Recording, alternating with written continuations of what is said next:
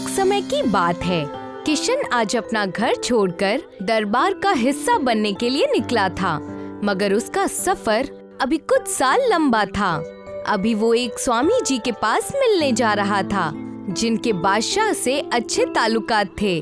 तभी रास्ते में उसे एक भिखारी मिला, जो बड़ी ही तकलीफ में नजर आ रहा था। अरे बाबा जी, क्या दिक्कत है? बेटा, पता नहीं, पर यूं ही मुझे चक्कर आने लगे और खाना और पानी ना मिलने की वजह से ये दिक्कत बेहद बढ़ गई है। तुम कुछ मदद कर दो बेटा, कुछ पैसे हो तो दे दो। बाबा, पैसे तो नहीं है, पर आपकी दिक्कत का हल मैं जरूर कर दूंगा। वो कैसे बेटा? देखते जाइए, यही इंतजार कीजिएगा, मैं बस कुछ ही देर में आता हूँ। ठीक है बेटा, मैं यही इंतजार करूंगा। किशन करीब के एक जंगल में गया। कुछ वक्त बीत गया और किशन जंगल से बाहर आया, जड़ी बूटियां लेकर। ये क्या है बेटा? ये दवाइयाँ हैं बाबा, मैंने कई सालों से तालीम की है और वही से सीखी है। इसे लेने के बाद अब आपको चक्कर नहीं आएंगे। वाह जनाब, क्या बात है, तो तुम ही हो। मतलब ये कि एक युवा जिसका भविष्य बड़ी ही रुचि से भरा है, मैं आज उससे मिल पाया हूँ। आप कौन है जनाब, और मेरे बारे में कैसे जानते हो? चाहे बैरागी कहो चाहे राहगीर, क्योंकि बात मेरे बारे में नहीं है, बात तुम्हारे बारे में है। मैं बेहद खुश हूँ, दिमाग और सूझबूझ से तुम्हारे हाथों में कुछ नहीं था, फिर भी तुमने तुरंत सारा बंदोबस्त कर दिया। ये तुम्हारे हुनर का करिश्मा है। आपके इन लफ्जों के लिए शुक्रिया। तभी वो भिखारी अपने दोनों हाथों में दही से भरे बर्तन प्रकट करता है। ये क्या है बाबा? मेरे बाएं हाथ में जो दही है, अगर उसे खाओगे तो पैसों में बढ़ाई होगी, और अगर दाई हाथ की दही खाओगे तो ज्ञान में बढ़ाई होगी। अच्छा, पर पैसा बड़ा है या ज्ञान? दोनों की अपनी अपनी काबिलियत है। कुछ जगहों पर पैसा बड़ा तो कहीं ज्ञान। अच्छा, पर चक्कर बताओ कि कौन सा सही रहेगा। चख लो। किशन ने दोनों ही बर्तन की दही सफा चट कर दी। ये तुम्हें दोनों बर्तन की दही पीने के लिए किसने कहा? एक ही पीनी है, ये भी तो किसने नहीं कहा बाबा जी। वैसे भी आपने दोनों दही के बर्तन बराबरी में रखे थे, तो मैं कैसे जान पाता कि इनमें से अच्छा कौन सा है? बड़े ही चंचल हो बेटा। ये चंचलता तुम्हारे दिमाग से ज्यादा मशहूर होगी। तुम्हारा दिमाग ही तुम्हारा सबसे बड़ा पैसा है बेटा। जाओ, मेरा आशीर्वाद हमेशा तुम्हारे साथ रहेगा। शुक्रिया बाबा। ये कहकर किशन आगे अपने सफर पर चल दिया। कुछ दिन का सफर तय करने के बाद किशन स्वामी जी के घर पहुंचा। किशन स्वामी जी के कमरे में बैठ उनसे बातचीत कर रहा था। स्वामी जी, मुझे राजा रामकृप के दरबार का हिस्सा बनना है। मैंने सुना है कि वो बेहद ही दिमाग वाले और मेहरबान राजा है। हाँ किशन, वो राजा तो बेहद ही अच्छे हैं। राजा के हर एक गुण है उनके अंदर। पर तुम उनके यहाँ जाकर करना क्या चाहते हो? कुछ करना नहीं है स्वामी जी, बस वहाँ जिंदगी रोमांचदायी होगी ऐसा लगता है, और लिखने का भी बेहद शौक है।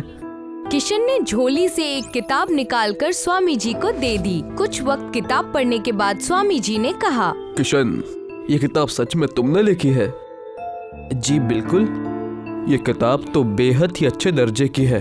तुम बहुत दिमाग वाले हो, अगर सच में तुमने ही ये किताब लिखी है। ये तो सब ऊपर वाले की कृपा है स्वामी जी। आप ये बताइए कि मैं राजा रामकृप से कब मिल सकता हूँ? सब्र रखो बेटे, पहले मैं वहां जाता हूँ, फिर मैं मौका देखकर किसी और को वहां से भेजकर तुम्हें वहां पर बुला लूंगा। जैसा आप कहे स्वामी जी। तब तक मैं आपके मकान में कुछ दिन काम में हाथ बटा लूंगा। अच्छा, अब मैं यहाँ से निकलता हूँ। किशन स्वामी जी को बहुत ही ज्यादा मानता था। उसे नहीं पता था कि स्वामी जी खुद उसकी किताब का हिस्सा बनने जा रहे हैं। कई दिन बीत गए मगर स्वामी जी की तरफ से कोई भी जवाब नहीं आया। किशन ने सोचा कि अब उसे चलना चाहिए और किशन राजा रामकृप से मिलने चल पड़ा। स्वामी जी काम में बेहद ही मशगूल हो गए होंगे, इसलिए मुझ तक किसी को भेज नहीं पाए। वहाँ मुलाकात होने पर उनसे पूछ लूंगा। किशन राजमहल के दरवाजे पर पहुंचा और एक राज्यपाल ने उससे पूछताछ करने के लिए उसे रोका। क्यों जनाब, किस काम से आए हो? किसी काम से तो नहीं, बस अपनी कुछ किताबें दिखाने आया हूँ। और आपके राजा से मिलने के लिए किसी वजह की तो जरूरत नहीं ना। बड़े ही दिमाग वाले लगते हो। तुम्हारी किताबें भी अच्छी ही होंगी। तुम्हें अंदर भेजा जाएगा, पर एक शर्त पर। और वो क्या है? जो भी तोहफा मिलेगा वो तुम्हें मुझे आधा देना होगा। किशन ने कुछ सोचा और कहा, ठीक है जनाब, आधा तोहफा आपका। अब तो मैं अंदर जाऊं ना? बेहद समझदार हो, जाओ जाओ। आखिरकार महीने भर बाद किशन अंदर सभा में राजा रामकृप के सामने पहुंचा। क्या बात है? या किस वजह से आए हो? अपनी तकलीफ बताओ। हे राजन, मुझे कोई तकलीफ नहीं है। मैं तो बस अपने राजा से मिलने आया था और अपने आंखों से उन्हें देखना चाहता था। सब यहाँ परेशानी लेकर आते हैं, पर तुम यहाँ केवल मुझे देखने आए हो। हाँ, सोचा कि आपसे कुछ बातचीत कर लूं। कहो, क्या कहने आए हो? किशन ने राजा रामकृप से कुछ देर तक बातें की और किताबों के बारे में बताया और साथ ही साथ अपने कुछ किस्सों के बारे में भी। पर एक किस्सा सुन राजा रामकृप के होश उड़ गए और उन्होंने किशन से पूछा, मैंने तुम्हारी बातें सुनी और तुम्हारी किताबें भी बेहद बढ़िया है। इनमें से एक किताब जो दवाइयों की है, यह हमारे दरबार के स्वामी जी की है। तुम यहाँ धोखा देने आए हो। ये क्या कह रहे हैं राजन? वो किताब मैंने लिखी है और स्वामी जी को वो किताब मैंने ही दी थी ताकि वो आपको इस किताब के बारे में बताए। पर लगता है यहाँ पर कुछ और ही चल रहा है। तो तुम्हारा मतलब कि ये किताब तुम्हारी है और स्वामी जी धोखेबाज है? हाँ राजन, आप उन्हें बुलाइए, मैं अभी साबित कर दूंगा। मेरे पास एक तरकीब है जिससे दूध का दूध और पानी का पानी हो जाएगा। किशन राजा रामकृप को सारी बातें बताता है। राजा रामकृप सुनकर बहुत ही खुश होते हैं और किशन की बात मानकर स्वामी जी को बुलाते हैं। स्वामी जी को बुलाया जाए। कुछ ही वक्त में स्वामी जी सभा में आ जाते हैं और किशन को देखकर चौंक जाते हैं। प्रणाम महाराज। क्या तुम किशन को जानते हो? और जो किताब तुमने दिखाई, क्या वो किशन की थी? नहीं महाराज, वो मेरी किताब है। इस लड़के ने 1 महीने पहले मुझसे चुराई थी। महाराज, अगर आप 2 आदमी को लेकर आए जिनका इलाज करना हो तो ये साबित हो जाएगा कि ये किताब किसकी है। जी महाराज, मैं भी तैयार हूँ। 2 आदमियों को बुलाया जाता है। दोनों अपनी अपनी बीमारियां बताते हैं।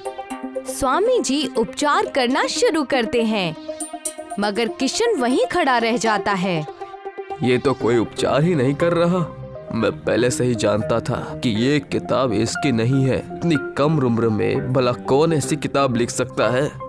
जैसे ही स्वामी जी का उपचार करना पूरा हुआ, राजा रामकृप ने कहा, स्वामी जी को बंदी बना लिया जाए। ये आप क्या कर रहे हैं? ये आप क्या कर रहे हैं? स्वामी जी, आपने किताब तो पढ़ी, पर आप ये नहीं सीख पाए कि जो आदमी पहले से ही ठीक हो उसे इलाज की जरूरत नहीं पड़ती। असल में किशन ही ऐसे 2 आदमियों को लेकर आया था। यदि स्वामी जी पाखंडी हुए तो वो फंस जाएंगे, और यदि उन्होंने ये बात समझ ली तो किशन हार मान लेगा। नहीं, माफ कीजिए महाराज, माफ कीजिए। ले जाओ इसे।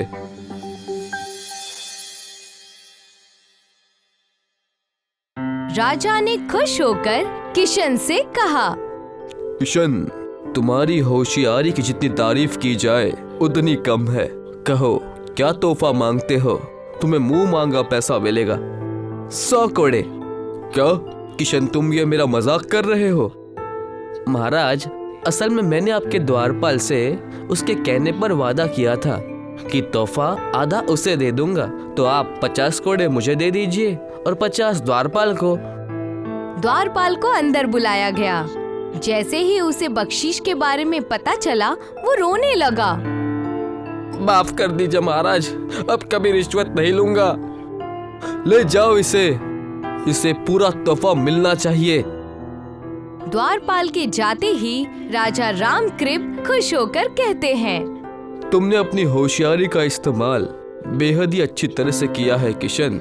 जिस तरह भ्रष्ट लोगों से एक राज्य खत्म हो जाता है, उसी तरह अगर तुम्हें हाथों से जाने दिया तो ये इस राज्य के लिए हानि होगी। तो बताओ, मेरे दरबार में काम करोगे? हे राजन, मैं तो अपने इस दरबार में काम करने के लिए अपने घर से निकला था, पर खुद कहता तो अभिमान कहलाता। और ये भी जानना था कि आपके कौशल के बारे में जो बातें की जाती है उनमें कितनी सच्चाई है। मैंने अपने आंखों से देखा कि कला और कौशल का आपके दरबार में स्वागत है, और साथ ही उस द्वारपाल जैसे भ्रष्ट इंसान के लिए कोई भी जगह नहीं है। तो आओ, तुम्हारा स्वागत है रामकृप के दरबार में। इसके बाद किशन ने जिंदगी भर अपनी बुद्धि का इस्तेमाल कर राजा और राज्य की मदद की। सच ही कहते हैं, बुद्धि किसी भी धन से कम नहीं है। ये हर हालात में आपके साथ रहेगी और दूसरे धन की तरह खत्म भी नहीं होगी।